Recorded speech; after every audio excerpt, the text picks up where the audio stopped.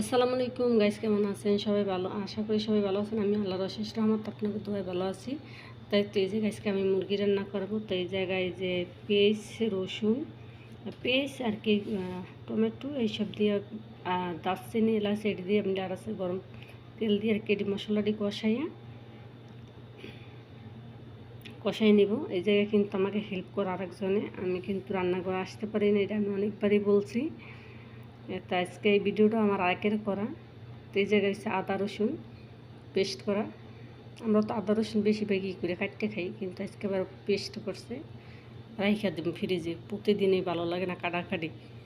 তখন এই মশলাটি কষাইয়ে নেব। কষানোর পর এই জায়গায় কিন্তু হলুদ মরিচ এখন থেকে দেওয়া হয়নি, শুধু পেস্টেই করা হয়েছে আর আদা রসুন এটি। তো এখন একটু ভালো করে একটু কষিয়ে নেব এটারে, যে আদাটার গন্ধটা না থাকে। তা আমার কথার ভিত্তি অনেক ভুল ত্রুটি হলেও ক্ষমা করে দেবেন, আমার কথার ভিত্তি কিন্তু অনেক ভুল হইতেছে।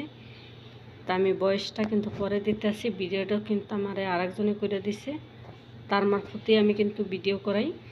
তাই এই যে আমি এখন মুরগির মাংসটা দিয়ে দেবো। মুরগির মাংস কিন্তু ফ্রাই করা না, এমনি মুরগি। এই যে মুরগির মাংসটা দিয়ে দেওয়া হয়েছে। বিসমিল্লাহির রহমানির রহিম। তা আমরা তো দেশের বাড়িতে মনে করেন ফার্মের মুরগি বেশিরভাগই কিন্তু আতে গুলো হয়তো দুই একজনে ফ্রাই ছাড়া খায়, না বাজ্যে রান্না করে, কিন্তু আর সম্পূর্ণ মানুষই কিন্তু এই ফার্মের মুরগিটা ফ্রাই করে রান্না করে খায়।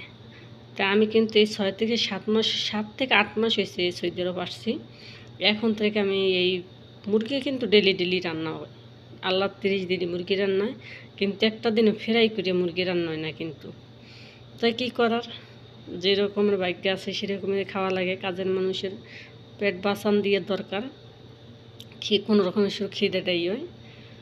তাই দেখেন আমরা প্রবাসীরা কতটা কষ্ট করি। শুধু আমি বলতে না, আমার ভাই বোনেরা যারা আছে সবাই কিন্তু কষ্ট করে।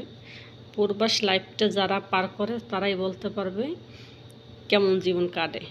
কিন্তু আগে বুঝতাম না, আগে কেউ একটা সাবান না দিলেও বলতাম যে মুখে আইসে একটা সাবান দেয়নি।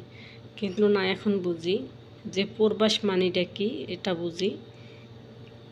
আগে বুঝতাম না, বুঝতে চেষ্টাও করি। বুঝতাম কেমন, আমার ফ্যামিলি ভিত্তিক কেউ বিদেশেও থাকে না, বাইরা ভাই বোনেরা যারাই যা মনে করেন, কারণ আমরা খুব দরিদ্র ফ্যামিলির মানুষ।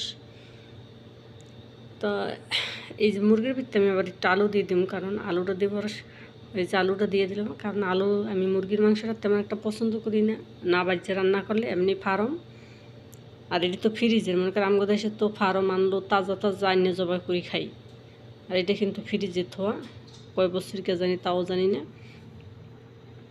ফ্রিজ থেকে কিনে আনা হয় মুরগিটি, বুঝছেন? মরা না যেতে হ্যাঁ আল্লাহ পাক জানে। তাই এই জন্য আমি আবার মুরগির আমি কইছি যে রান্না করলে, মাংস রান্না করলে সবসময় আমার লেগে একটা আলু দিতে। তো ওই একটা আলু দিয়ে তো যদি আমার ভালো লাগে আমি মুরগিটা খাবো, নাইলে খাবো না। এই জায়গায় একটু হলুদ মরিচ, এই যে কিন্তু হলুদ মরিচ, জিরের গুঁড়া, ধনিয়ার গুঁড়া সব কিছুই আছে। এই যে এখন এটা দেওয়া হয়ে যাবে, এখন কষিয়ে নেবো ভালোভাবে।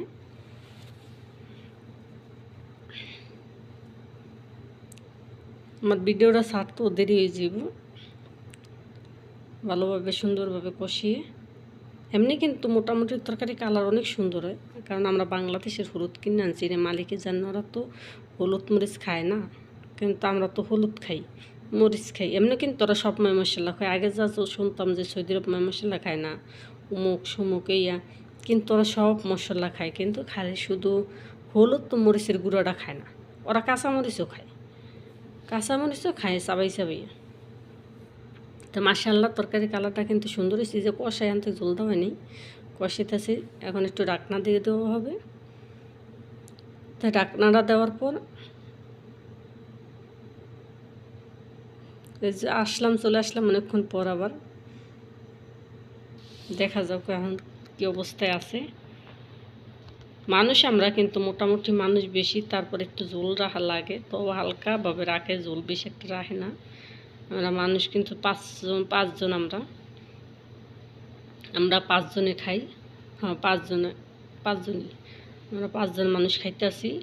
যদি এক সময় আমি বলবরি লইয়ে বসি, এটা কিন্তু আমরা সবাই খাই, কিন্তু দেখাই হয়তো আমি একাই বলবরি খাইতে আসি। কিন্তু না, এটা আমরা 4-5 জনে, আমরা 5 জন মানুষ খাওয়া দাওয়া করি। হয়তো আমি ভিডিওর সামনে আমি একাই বসি।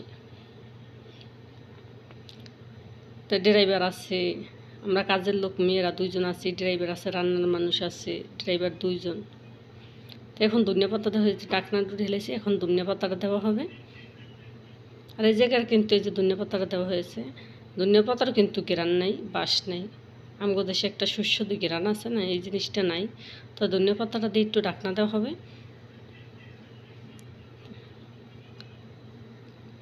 এই তো ঢাকনাটা দেওয়া হয়ে গেছে, আমার তরকারি কিন্তু হয়ে গেছে মাশাল্লাহ। কালারটা কিন্তু মোটামুটি সুন্দরই হয়েছে, খাইতে যেমনই হোক মাশাল্লাহ ভালোই কিন্তু।